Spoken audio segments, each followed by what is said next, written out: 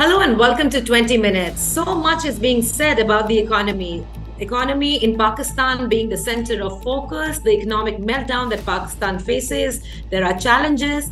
And with the standby agreement, we've seen that we have record inflation, we have rising petroleum prices, we have rising oil prices, we have rising electricity bills. But amidst of all this, we're also seeing the current setup, which is a caretaker setup in Pakistan, taking some administrative measures regarding crackdowns on theft of electricity, regarding crackdowns on exchange companies, as well as on smuggling, trying to curtail all of this. We're going to be discussing this with Shabbar Zaidi, economic expert with us. Thank you so much for joining us. Shabbar Zaidi sahab, you've been an advocate of crackdowns. You've been saying that everything that happens illegally, which hurts the economy, needs to be tackled. Are you happy that the current setup, which is a caretaker setup in Pakistan, is taking some sort of administrative measures that's going to help the economy? Bismillahirrahmanirrahim. Nadia, thank you for asking me to comment on this program. In Pakistan, mafias have developed and the pressure groups have developed who have made this country, the economy, hostage by their actions. And the civilian governments have been very weak in taking action against them because of their political expediencies and because of their weak administrative framework. We have seen some very serious actions in the last week, and that is being very strongly backed up by the Pakistan Army and personally by General Asim Munir. This was a necessity of the time, and I personally feel that if these actions are taken in all the aspect of the problematic areas of Pakistan economy, then we cannot solve the long-term and medium-term problems of Pakistan, but at least the unnecessary and I would say self-made or weaknesses which have been generated because of the actions of these mafia can be resolved. And I can only very summarily say that at least 50% of the problem in all areas are not on account of economic factors, but these are on account of the intervention, the negative intervention of these mafias. And I will explain to you part by segment to segment. For example, take out the case of the exchange rate. In the exchange rate mechanism, I have been a very old advocate that this creature, which is called exchange company, they should not be allowed to operate in the manner they are being operated. There should not be any purchase and sale of the foreign currencies by these people, and people in Pakistan should not be allowed to carry dollar without any questioning. In all the civilized countries, there is a concept of money changers. The people come in with a foreign currency and they receive the currency in the local currency. In Pakistan, we have allowed the people to come in with the rupees and get dollars from these companies, which in my view is not a correct policy and which has actually affected and which has actually spoiled the Pakistan economy in a much bigger way than we generally people conceive.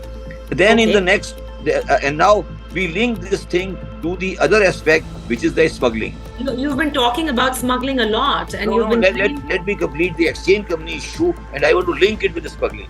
We have a very high level of smuggling from Afghanistan and Iran, and when the smuggling is there, then there is a natural demand for the people to the smuggler to pay them in foreign currency.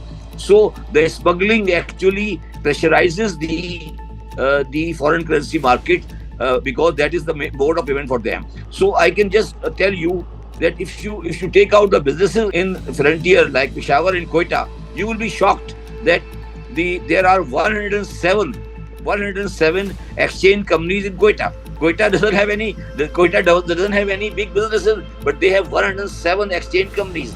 And in Peshawar, you can find dollars in big amounts being handled physically. So these operation again exchange company is the big desired. The second issue with the exchange company was, and which has been partly settled, that exchange company, which is a very important subject in the foreign exchange, could have been formed only by a capital injection of 20 crore rupees. Now they have increased the capital requirement of exchange company to 50 crore rupees. So out of this change, at least 50-60% of exchange company will either wipe out or they will be merged among themselves. The third sector. Isn't this that the central bank has asked the banks to establish their own exchange companies and with the capital that you've just mentioned? Central banks, the banks are already allowed, but they were not doing it. Habib Bank had an exchange company which they had closed up. Now they will be opening again. You must have heard that yesterday the board of the United Bank has decided to make an exchange company. So if you will have an exchange company in 2 or 3 big banks, then all these people will finish. The second aspect of the exchange company is that I will say that a substantial number of these companies are reasonable people, but a reasonable number of the exchange companies are actually involved in what you call hawala. Hawala, I will explain to you people.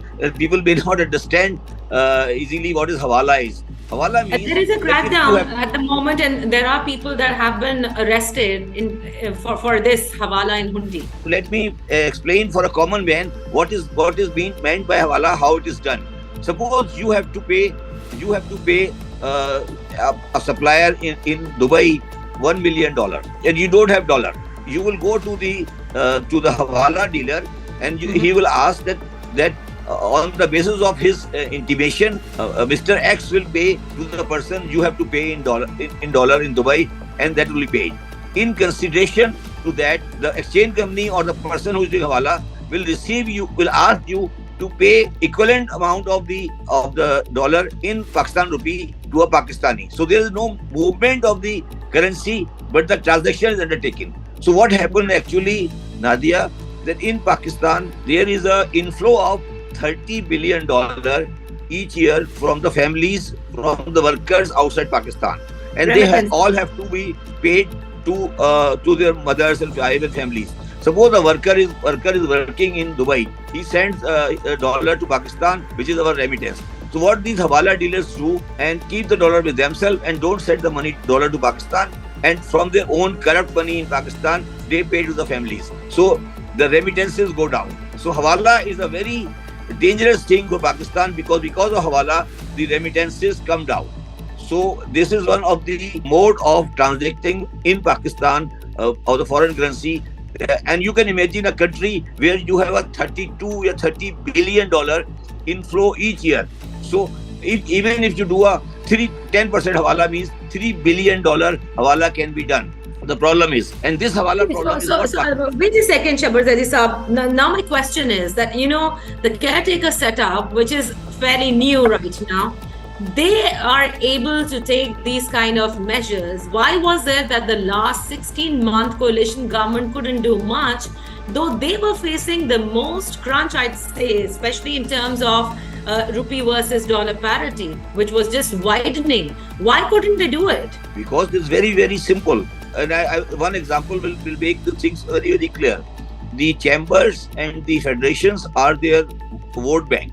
And these chambers and commerce, not all, but some of them are heavily involved in under-invoicing of the imports in Pakistan. So the under-invoiced products are paid through hawala. It is not practically possible for these political governments to put pressure on the chambers and the federations and all these trade bodies, because the markets in Pakistan are flooded with the under-invoiced goods. So these are the reasons why the political government cannot take pressure. And Nadia, I will have to say very sorrily and with very regret that the political governments have not been able to get themselves out of the control or the shackles of these mafias in the shape of trade bodies, and they have not let them ever correct the foreign exchange market of the Pakistan as well as the retail trade taxation market of Pakistan. And these markets have become the dens of the smuggled goods, hawala and everything in this country. Okay, so while some of the experts like you are, hailing these kind of administrative measures because, most of you feel that these are the corrective measures that could have that should have taken place long back. Others believe that, these are artificial measures which may not reap the kind of results or goals that Pakistan actually needs in terms of, progress in economy. What would you say on that? I am extremely sorry and I am extremely depressed, or I would say unhappy, with the statement by the Dr. Hafiz Pasha, who is very, very respectable to me, very, very renowned and very economist, who has used the word, if he has used the word, these are not artificial measures. He is of the opinion that these artificial measures are temporary. I don't think these are artificial measures. These are regulatory measures which are necessary, whether the dollar goes up or dollar goes down on account of the inherent factor, that is something else. Whether import decreases, that is a separate subject. But to call these actions as artificial actions is totally undesirable. I'm younger to him, but I would suggest to them that don't use this impression that this is the artificial measures. These are the requirement of the day, and this country cannot afford any kind of this populism against that, because in Pakistan a trend has developed that anyone who talks about these so-called traders, goes against these smugglers, goes against these foreign transit trade people, they are considered to be the backbone of Pakistan economy. They are not. They are not. Okay, so but are these steps sustainable, Dr. Shabbar Zaidi? It's not like, how many times are we going to go after them? Because if you say these are mafias, they are not going to be just like, they're not going to fade away probably in 5 or 10 days. It has to be an ongoing process. There has to be some kind of law taking its course, that such actions do not again develop in this country. I have been constantly saying, and you are with me for discussing this for the very long time. I have said that the Pakistan foundation of the Pakistan economy have been shaken in the last 4 or 5 years. And the people who matter were not so conscious about the Pakistan's problem.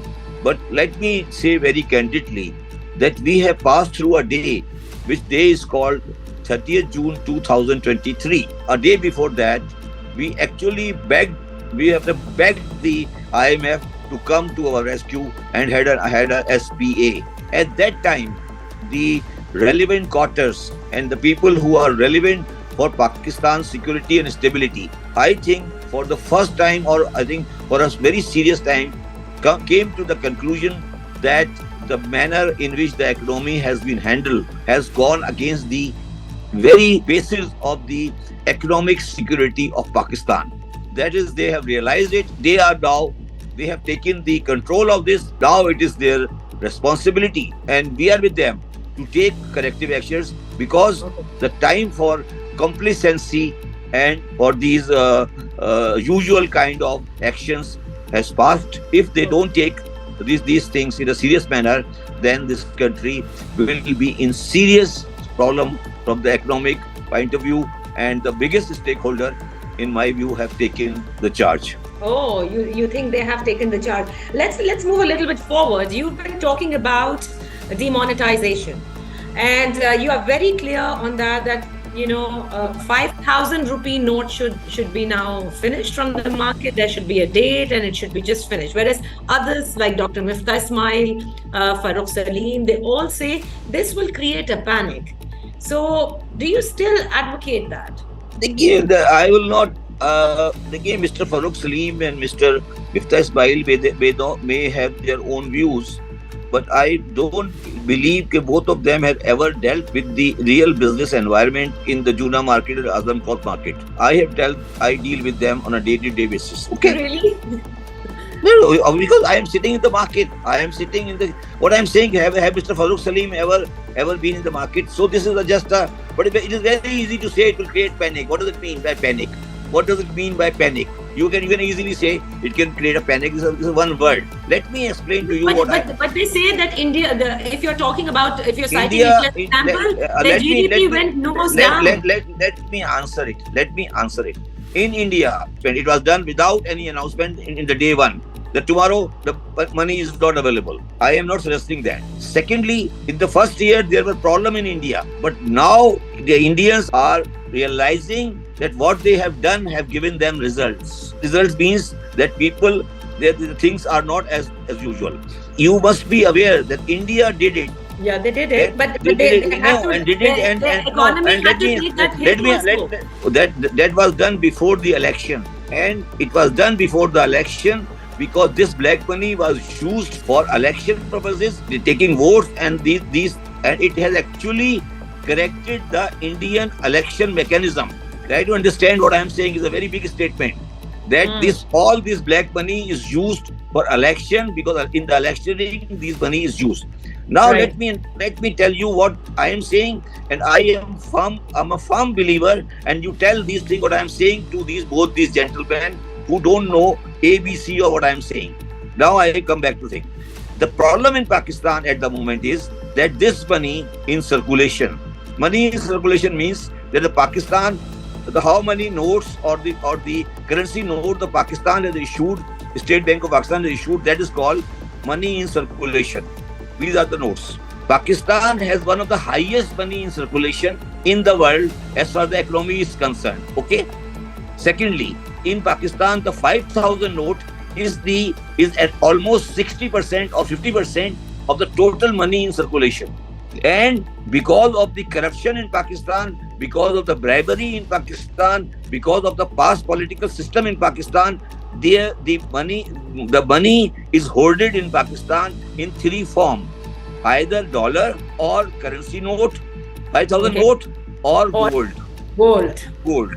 Okay, if you demonetize 5,000 note and ask them to deposit in the bank, and I am guaranteeing you that 50% of these notes will not be deposited in the bank. Let me add one thing. You'll have to answer this. Let me complete it. And that will reduce the Pakistan government liability of money in circulation by at least 3 trillion rupees. 3 trillion?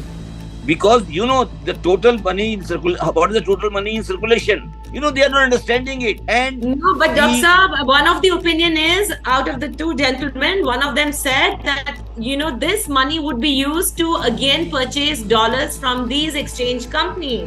That's what I am saying. You have to crack down completely against dollar. From where they get the dollars? So you have to do both the things simultaneously. By default, I am not saying they are, but because of their lack of understanding of Pakistan economy, these two gentlemen are acting like an agent of these people. No, but sir, Dr. Miftah Ismail is the former finance minister. There was a finance minister who used to say that I will bring the dollar to 200 rupees. So what is the credibility of finance minister in this country? Doesn't matter. On a lighter note, take out what Miftah says and what happens, then you understand who knows the economy better. Okay, but I still believe, Dr. Shabbar Zaidi, that I have spoken to a lot of sources in the caretaker setup asking them if they would want to take this demonetization step, and they said, no, we can't do it. And maybe we'll leave it to the elected government. So, I did ask them that why is it that you are unable to do this when you had planned? They said, no, we never planned this. So I don't know what the truth behind all of this is, but I do believe that, probably they just don't want to open up all fronts against them. There's no opening up. There is a fear of unknown. And who's that unknown? that is a fear of unknown. But I would suggest Asim Munir Saab that this is not a battle. This is a war. But when you say that, are you saying that the Chief of Army Staff is actually running the economy of this country? So what about Prime Minister Anwarul Haq Kakar? What is he doing? I don't want to answer it, but I'm saying. But what I am trying to say. No, but this is what you are implying, Shabbar Zaidi Saab. You're saying, you're asking the Chief of Army Staff to do this, that this is a war and not what you're saying it is. So it is not a battle. It's not a battle, right? So which means you're saying that the economy of Pakistan is being run by the Chief of Army Staff. I said, if you link my earlier statement, what I said, that on 30th June 2023, 3 weeks before 30th June 2023, the master of Mr. Miftah Ismail said, we will not, the IMF is spoiling us, we will look for there's a geopolitics involved, IMF is against Pakistan, and on 30th June, they backed down and bowed before the Then they asked the US intervention and got the IMF condition, and then Pakistan got SBA.